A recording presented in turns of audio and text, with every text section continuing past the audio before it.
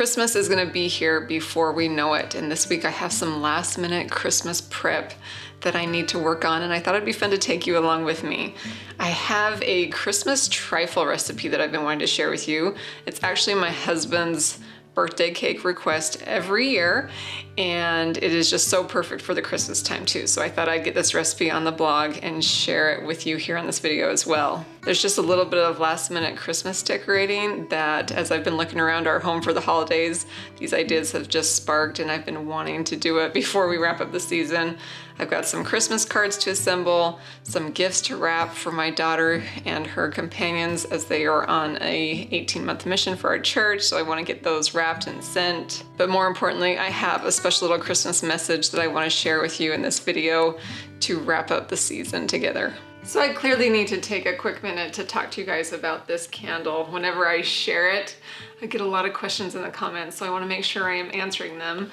So this is a self-distinguishing candle, and it's 100% beeswax. I just found it on Amazon one day and thought it was the coolest thing ever. I put it in the centerpiece right now. There's just a small little wreath, and then I filled it with some shelled nuts.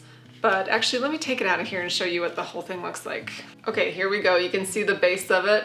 So it's 100% beeswax, and once it runs out here, after you've lit the candle, it will self-distinguish when it hits this metal part. So it's really cool. I actually had a friend come in one day and she called this a suitor candle. I'd never heard that. Suitor as in like someone coming to court someone. Anyway, so the theory was the family would light the suitor candle when he came a-calling, and when it ran out, it was time for him to go.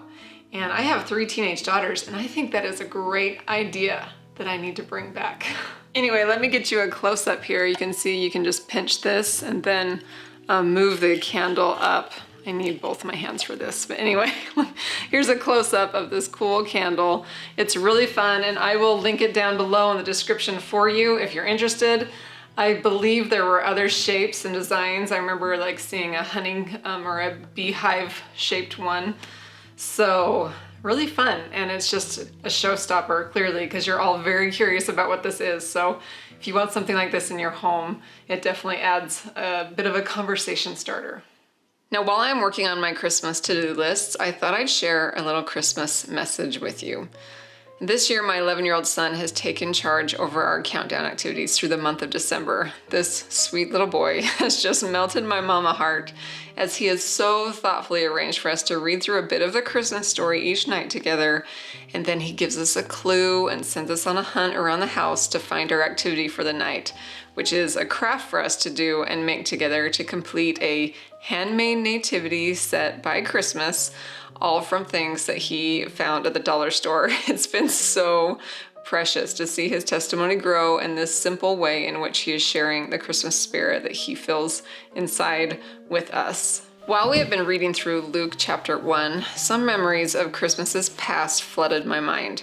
You see, I had my last 2 babies right around Christmas time. One child was born just a few days after Christmas, and another in January. This means I was very, very pregnant at Christmas time twice.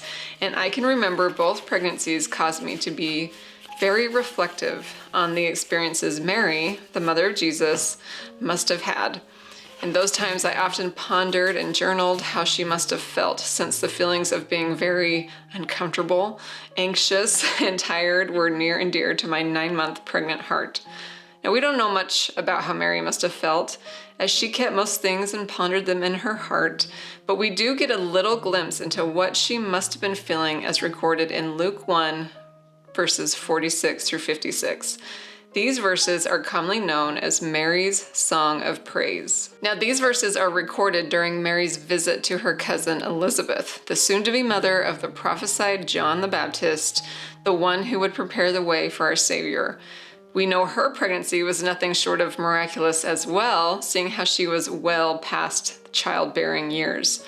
Can you imagine the conversations these 2 soon-to-be mothers would have had?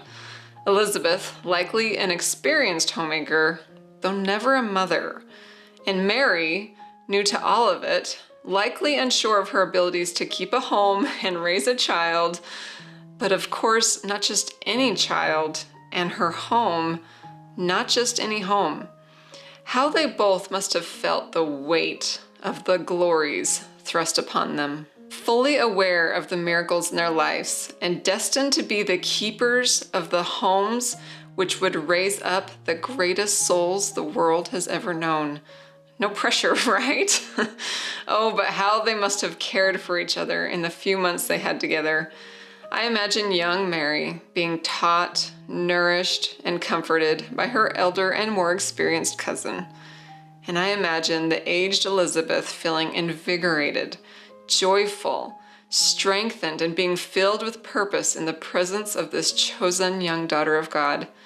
This time must have been such a reprieve for both women, for they knew what they were going to face, a world that would judge them and persecute them, and a time where they would have to sacrifice their precious sons to fulfill God's purposes. And it is during this tender time that we receive Mary's song of praise. I do wonder how much Elizabeth helped in writing this devotion, or even how she must have felt as Mary recited it to her. And Mary said, "My soul doth magnify the Lord, and my spirit hath rejoiced in God my Savior, for he hath regarded the low estate of his handmaiden. For behold, from henceforth all generations shall call me blessed. For he that is mighty hath done to me great things, and holy is his name. And his mercy is on them that fear him from generation to generation. He hath shewed strength with his arm. He hath scattered the proud in the imagination of their hearts.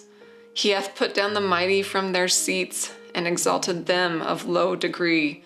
He hath filled the hungry with good things, and the rich he hath sent away empty. He hath helped his servant Israel in remembrance of his mercy, and he spake to our fathers, to Abraham, and to his seed forever."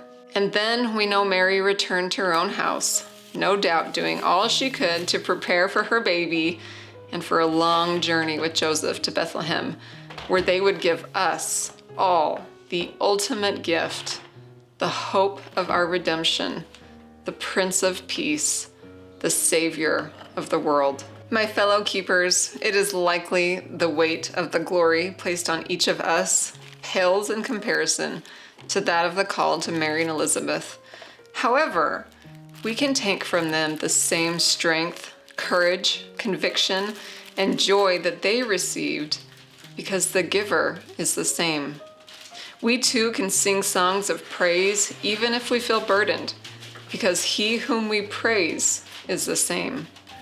And as we prepare our homes for the holidays, I pray we will each echo the words of Mary and join her in saying, "My soul doth magnify the Lord." And may we, keepers of the homes, come together, young and old, to uplift and encourage each other. Our homes can also become centers of nourishment, praise, and sacrifice, and the holidays offer us the perfect time to welcome all in to feel the Spirit of our Lord and Savior, Jesus Christ. As I take some time off of content creation to focus on just that, I wish you all peace, joy, love, and a very Merry Christmas. I'll be back next year to offer you more inspiration for the keeper of the home.